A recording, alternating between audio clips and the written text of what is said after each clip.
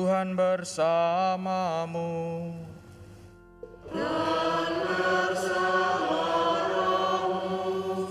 Inilah Injil suci menurut Markus.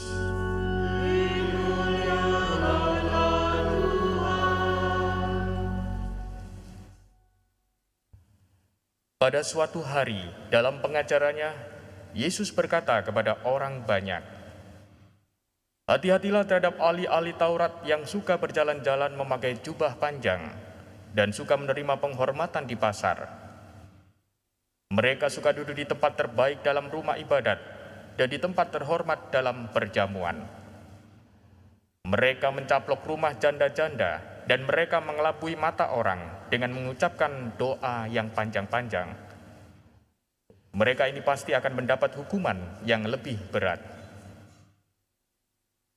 Pada suatu hari lain, sambil duduk menghadap peti persembahan, Yesus memperhatikan bagaimana orang banyak memasukkan uang ke dalam peti itu. Banyak orang kaya memberi jumlah yang besar. Lalu datanglah seorang janda miskin. Ia memasukkan 2 uang tembaga, yaitu uang receh terkecil. Yesus memanggil para muridnya dan berkata kepada mereka, "Sesungguhnya aku berkata kepadamu, janda miskin ini memberi lebih banyak daripada semua orang yang memasukkan uang ke dalam peti persembahan.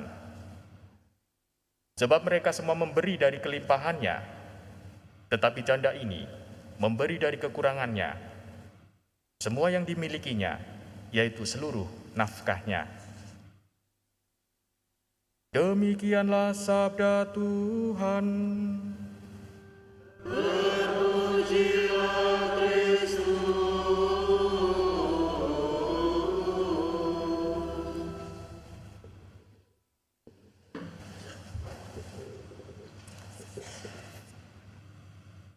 Saudara-saudariku yang terkasih, Tuhan Yesus dalam Injil hari ini mengkritik para ahli Taurat dan pemuka agama yang mencari pujian dan popularitas. Namun ia juga memuji janda miskin, yang sekalipun menyumbang sedikit dari nafkahnya, namun ia memberikan dengan dan dalam ketulusan hati.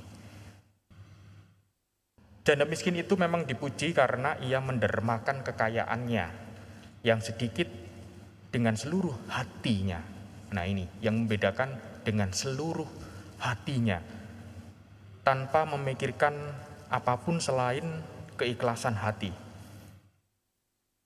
Untuk itu kita bisa melihat 2 karakter, dua karakter yang bisa kita lihat, kemudian kita mau memakai karakter yang mana dalam kehidupan ini, dalam pesiaran hidup ini. Injil Markus hari ini menampilkan 2 pribadi yang saling bertentangan, jelas. Ahli Taurat dan janda miskin. Dan inilah yang dikatakan Tuhan Yesus tentang para ahli Taurat. Mungkin Anda juga sudah memahami, tetapi di sini Tuhan Yesus lebih mempertajam kembali karakter ahli Taurat itu seperti apa.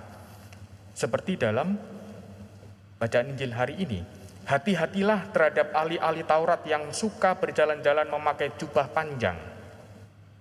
Ini simbolis, Tuhan Yesus itu mengkritik dengan bahasa simbolis, memakai jubah panjang. Hati-hatilah terhadap ahli-ahli Taurat yang berjalan-jalan, suka berjalan-jalan memakai jubah panjang. Ini simbolis, tampilan, yang kita lihat bungkusnya, packagingnya. Tuhan Yesus mengkritik itu pertama dari luar dulu. Maksudnya apa? Maksudnya agar Tuhan Yesus ini juga menjelaskan kepada para murid pada saat itu. Maksudnya supaya kita tidak tertipu oleh sesuatu yang semu. Kita jangan tertipu dengan packaging. Kita jangan tertipu dengan bungkus. Kita jangan tertipu dengan penampilan seseorang yang tampak dari luar. Para ahli Taurat tampak sangat menjaga penampilan lahiriah, atau bahasa orang muda itu jaim, jaim. Ahli Taurat itu orang yang suka yang jaim sekali ya, gengsi sekali.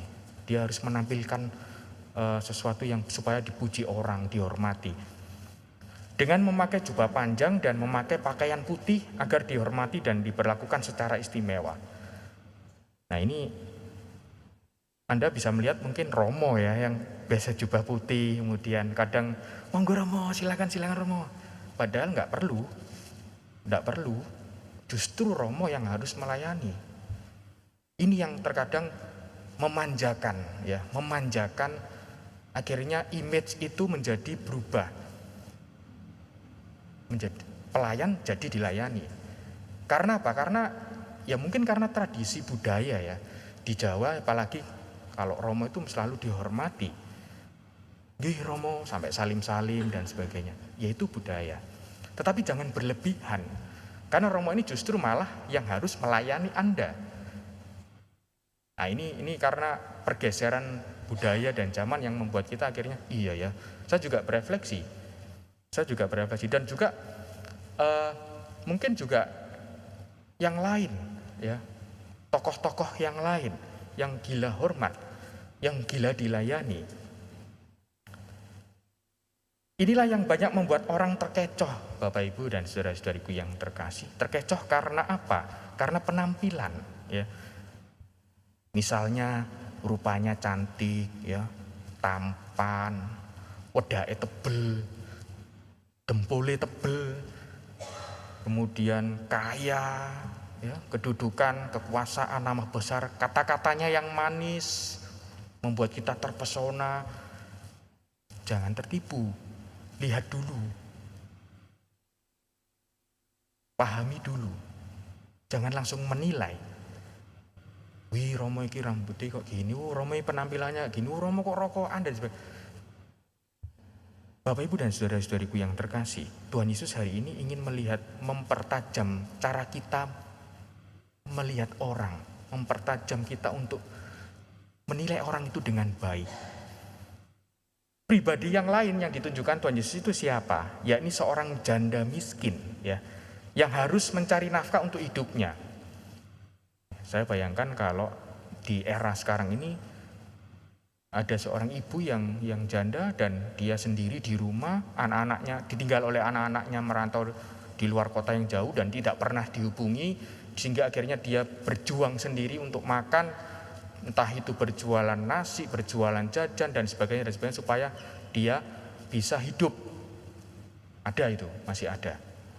Saya yakin masih ada di zaman sekarang. Kemudian akhirnya dibantu oleh tetangganya, umat lingkungannya, apapun itu dibantu. Gambaran janda miskin di konteks itu dengan konteks sekarang kurang lebih saya menggambarkan seperti itu. Janda ini mempunyai harta yang sedikit dan ia mempersembahkannya. Ia memberi semua yang dimilikinya.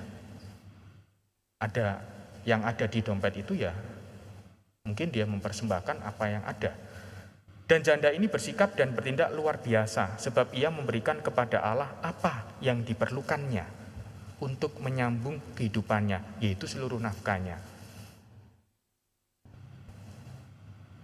Sikap hati atau yang dimiliki oleh janda inilah yang membuat kita bisa renungkan ya, bagaimana bisa memberikan apa yang menjadi ya wis cuma ini saja tetapi diberikan semua. Iku piye ceritane? Saya tidak habis pikir juga, iya ini konsep di mana persembahan secara total sebenarnya. Maksudnya seperti itu. Persembahan secara total itu ya opo sing aku miliki ya aku persembahkan. Tidak sambat, tidak kemerungsung, tetapi aku persembahkan. Ini karakter janda yang miskin ini. Inilah yang harus kita pahami.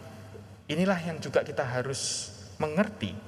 Karena Tuhan Yesus juga memperjelas ini kepada para murid, supaya para murid paham apa yang dimaksud Tuhan Yesus dengan karakter ahli Taurat dan janda miskin. Tuhan Yesus itu waktu di situ melihat ya, mengamati juga. Tuhan Yesus itu juga suka sosial eksperimen. Jadi menguji komunitas bagaimana kehidupan seseorang. Tuhan Yesus itu mengamati peti persembahan. Oh, kalau ahli Taurat itu kalau ngasih persembahan itu dengan style, harus dilihat orang, dimasukkan. Kalau janda miskin tidak, dia menunduk kemudian memasukkan dengan apa yang dimilikinya. Tuhan Yesus mengamati itu, lalu kemudian Tuhan Yesus memperjelas itu, menjelaskan kepada para murid supaya kalau kalian memberi persembahan, berilah apa yang ada. Saudara-saudariku yang terkasih, dari dua karakter ini, maka menjadi pertanyaan yang perlu kita renungkan selama ini. Apakah kita sering memakai karakter ahli Taurat atau janda miskin di dalam kehidupan kita beriman? Apakah kita juga seperti ahli Taurat yang selalu jaim, ya, gengsi? Kalau nggak ketemu dengan ini harus memakai emas berkilau-kilau, kalung, anting-anting dan sebagainya. Kalau nggak itu rasanya ya apa? Iya, saya paham. Anda ingin menghargai diri Anda supaya bisa, tetapi tidak perlu berlebihan. Tidak perlu karena intensinya karena gengsi, tetapi intensinya ingin supaya kita menghargai diri, oke. Menghormati kepribadian kita, oke. Tetapi kalau gengsi berbeda dengan sikap janda miskin. Karena apa? Karena Tuhan Yesus itu melihat hati, bukan melihat tampilan. Caranya Allah itu melihat itu dengan hati. Melihat intensi kita, wujud kita.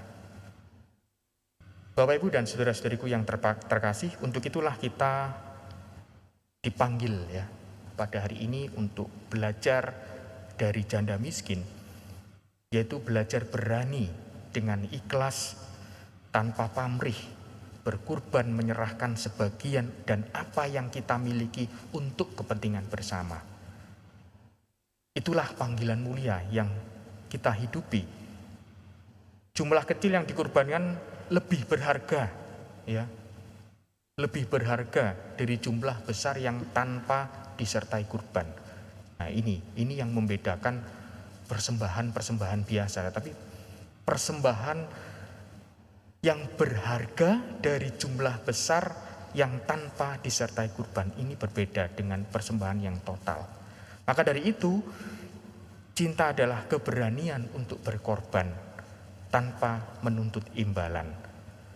Semoga Bapak Ibu dan saudara-saudariku yang terkasih, dengan kisah dua pribadi yang ditampilkan dalam bacaan Injil ini sungguh-sungguh membuat kita merenung kembali panggilan kita sebagai pengikut Kristus untuk berani memiliki hati yang berkorban bagi sesama.